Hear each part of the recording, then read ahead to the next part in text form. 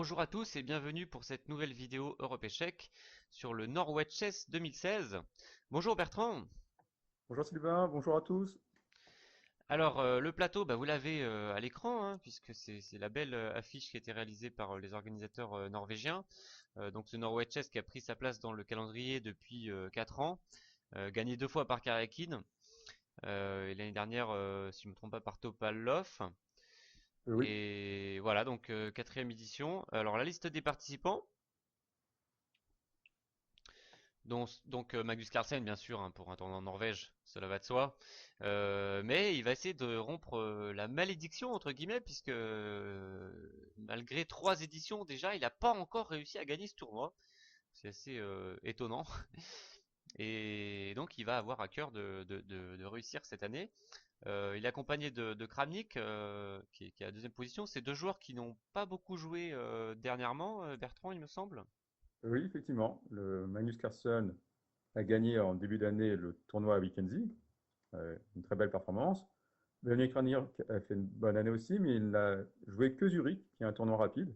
Donc effectivement, il n'a pas beaucoup joué. Le tournoi des candidats, il n'était pas qualifié. Donc effectivement, ces deux joueurs, on ne les a pas beaucoup vus ces derniers temps. Oui, on va voir un peu ce qui va se passer pour leur retour entre guillemets à la compétition. Alors, les autres joueurs, on les a vus davantage cette année. Bien sûr, Guiri au tournoi des candidats avec son fameux parcours de 14 parties nulles en 14 rondes. Événement assez unique dans l'histoire des candidats, je crois qu'on peut dire, hein. Ah oui, sur un tournoi de double ronde robin, faire 14 nuls, oui, c'est Euh, en France, Sharif l'avait fait en national, mais il avait fait un pari pour 15 nuls. Mais c'était. Oui, là, je ne pense pas qu'Anish Giri ait fait le pari de faire 14 nuls. Non, il aurait bien aimé sans doute pouvoir plus se mêler à la course, à la qualification. Donc Maxime Vachelgrave, notre numéro 1 français, avec son bel elo, le plus haut elo qu'il ait jamais eu, 2788. Donc cinquième mondial en liste publiée. Et puis donc on attend beaucoup de lui avec ce nouveau statut, hein, avec ce classement mondial cinquième. On espère effectivement qu'il va faire un bon tournoi. On l'avait pas pu le voir pendant les candidats malheureusement parce qu'il n'était pas qualifié lui non plus. Donc on va voir ce que ça va donner. Aronian qui a joué les candidats. Et alors Karyakin est barré dans la liste des participants. Il a déclaré forfait avant le tournoi. Bertrand, qu'est-ce qui s'est passé? Alors oui, Sergei Karjakin, suite à sa qualification au tournoi des candidats, a choisi de se préparer et donc de faire une petite pause après le tournoi, éviter sans doute de jouer directement contre Carson Éviter et l'affrontement, ouais, l'affrontement une petite direct. revanche par rapport à sa non-invitation de l'année dernière, même s'il nie. Exact, c'est vrai que il avait gagné, comme je l'ai dit tout à l'heure, les 2 premières éditions de ce Norway Chess, 2 fois avec 6 sur 9. Et les inviteurs, les organisateurs ne l'avaient pas invité pour la troisième édition et ils l'avaient invité à faire le tournoi de qualification qui délivrait une place. Donc c'est vrai que c'était un petit peu Bah, comique. c'était pendant le Grand Prix FIDE, donc c'était totalement impossible pour Karjakin d'y participer au tournoi qualificatif. Ouais, en C'était plus. Non, mais c'est vrai qu'en plus c'est totalement bizarre qu'un joueur qui gagne 2 fois le tournoi l'année suivante on l'invite à faire la qualif. Et voilà, ce plateau est complété par Elianov qui a fait une super Coupe du Monde l'année dernière, Hari Krishna qui monte, qui avait très brièvement dépassé Anand au classement virtuel en tant que numéro 1 indien, mais Anand a repris sa place avec un bon tournoi des candidats. oui. Li Chao, un joueur un peu méconnu, donc qui fait partie des nombreux joueurs chinois qui montent et qui sont dans le top 50. Est-ce que tu connais ce joueur? Très très très mal. Même s'il a joué en France, ça fait partie des Chinois que je connais vraiment mal. Ouais, Je connais. je crois qu'il a fait quelques parties d'interclub à Cannes. Il a joué Capel. Est-ce qu'il a gagné Capel? Non, peut-être pas, mais il a joué. Et il gagne beaucoup d'Open. C'est un gros spécialiste des Open. Et on va voir ce que ça va donner dans un tournoi fermé comme ça au plus haut niveau. On va voir s'il s'en sort. Et puis le plateau, il y a encore Topalov qui avait gagné donc l'année dernière, tenant du titre de ce tournoi, qui avait raté ses candidats. Il aura à cœur de se refaire sans doute.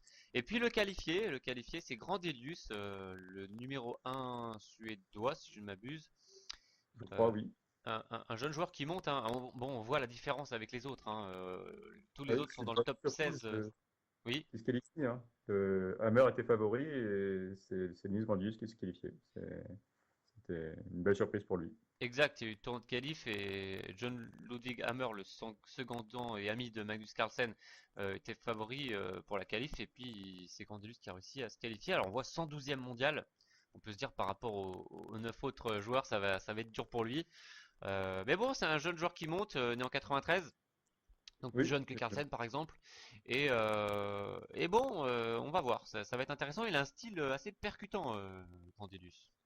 oui, oui, sur ces parties que j'ai vues pour le moment, il fait un peu penser à Rapport, à peut-être un peu moins, Un peu moins un peu exagéré. moins, peut-être un peu moins violent que Rapport, mais quand même un style quand même très aigu. Ouais, D'accord. c'est- Alors justement, on va parler aujourd'hui des 3 premières rondes, puisqu'on est vendredi. Ce soir, il y aura la 4e ronde, et on va faire un petit récap de ces 3 premières rondes. Alors sans plus tarder, maintenant que vous avez les forces en présence, on va vous montrer le classement après 3 rondes, avant d'analyser des parties. Donc voilà le classement après 3 rondes et Magnus Carlsen qui, pour la première fois depuis longtemps, a gagné la première ronde. Il l'a emporté contre Hari Krishna, on verra la partie tout à l'heure. Donc 2,5 sur 3, il a pris la tête. Alors, espérons pour lui que ça dure. On se souvient d'un départ catastrophique l'année dernière avec sa défaite contre Topalov, autant parce qu'il avait mal compris la cadence de jeu.